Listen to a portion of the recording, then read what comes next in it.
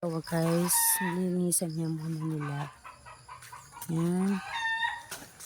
Ito po ang ginagawa nila. Ito po.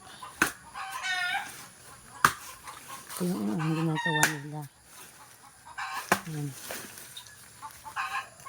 Kapatid ko po yan. Ito yung ang ginagawa nila kung paano sila bago ito muna first. Pangalawa po yung pagloknit na.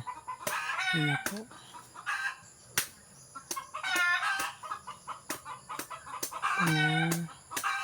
Hati muna nila. Ayan. Ayan.